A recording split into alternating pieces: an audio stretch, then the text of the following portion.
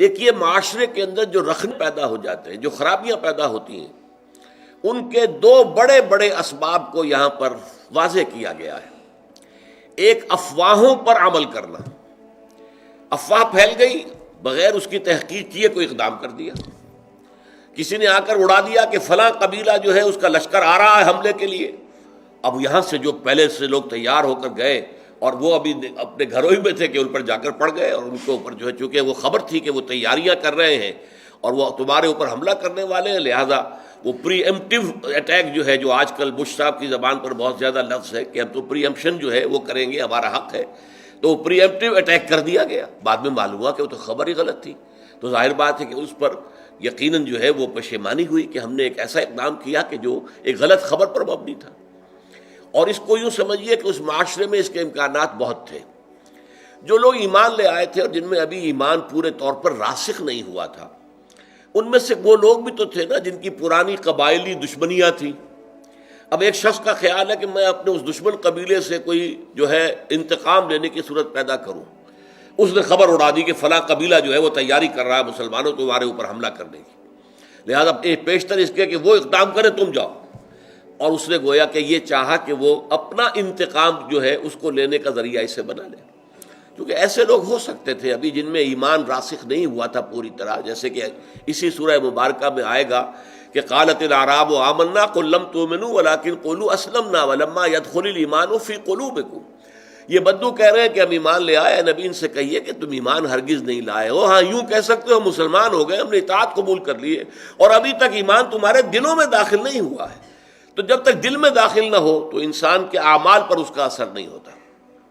لہذا پہلی بات یہ ہے جس کا سد باب کیا جا رہا ہے کہ افواہوں پر کوئی اقدام نہ کیا جائے۔ یا ایھا الذین آمنوا، دیکھیے میں نے پچھلی مرتبہ عرض کیا تھا کہ یا ایھا الذین آمنوا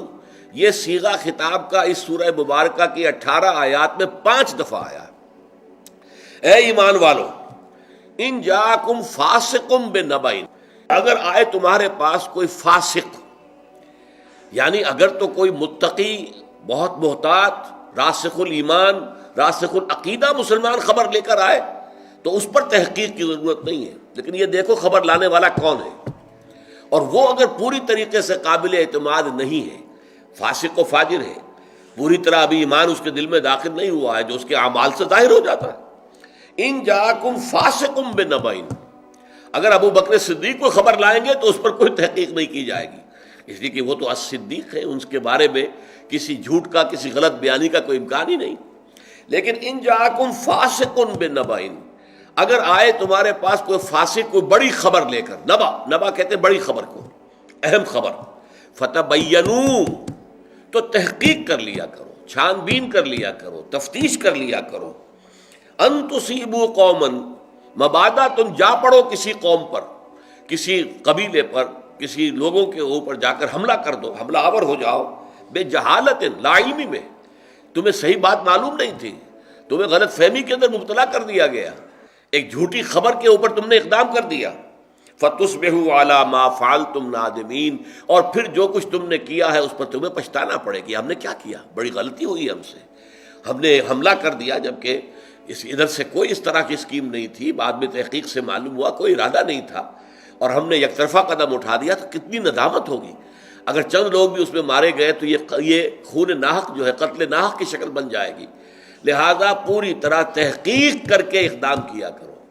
ہاں اس میں جیسا کہ 2 الفاظ ہیں، میں نے آپ کو بتایا، ایک فاسق،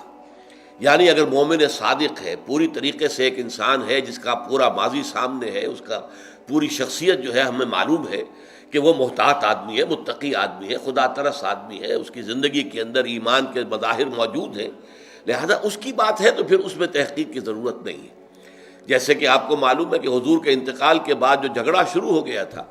کہ انصار مدعی تھے کہ خلافت ہمیں ملنی چاہیے، ہماری وجہ سے اسلام کو غلبہ ہوا، یہ قریش جو تھے، یہ جو آئے تھے، یہ تو بھاگے ہوئے آئے تھے اور وہاں سے مکے سے ان کو نکلنا پڑا تھا، ہم نے مدد کی تھی تو اس سے اسلام کا جھنڈا بلند ہوا۔ اب یہ صورتحال کس قدر آپ سمجھیے کہ سینسٹیو ایشو تھا، کس قدر سینسٹیو ایشو تھا، لیکن یہ ہے کہ ایک حدیث صرف بیان کی ہے حضرت ابو بکر صدیق نے ثقیفہ بنی سعدہ میں آ کر کہ حضور نے فرمایا ہے الائمۃ من قریش،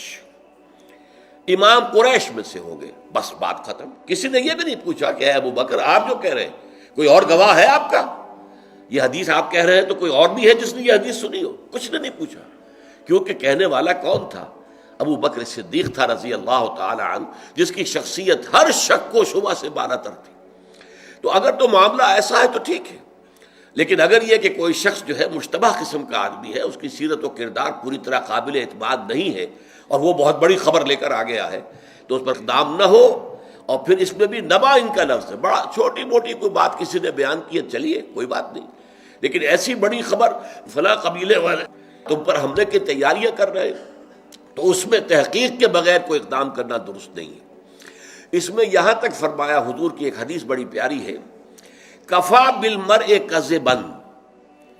ان یحدث بکل ما سمع، کسی شخص کے جھوٹے ہونے کے لیے یہ کافی ہے کہ جو بات سنے وہ بیان کر دے۔ کان میں ایک بات آئی اور زبان سے آگے نکل گئی، یہ غلط ہے، یہ بھی ایک جھوٹ کی علامت ہے۔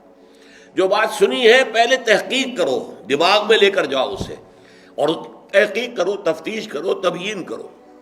اگر وہ بات صحیح ہو تو تمہاری زبان سے نکلنی چاہیے، ورنہ اگر وہ بات جھوٹی تھی تو اس جھوٹ کے پھیلانے میں تم بھی شریک ہو گئے۔ جھوٹ جو ہے وہ مزید آگے جا رہا ہے تمہارے ذریعے سے، لہذا یہ بھی ایک قسم کا جھوٹ ہے، حالانکہ آپ نے جھوٹ بولنے کا ارادہ نہیں کیا ہے،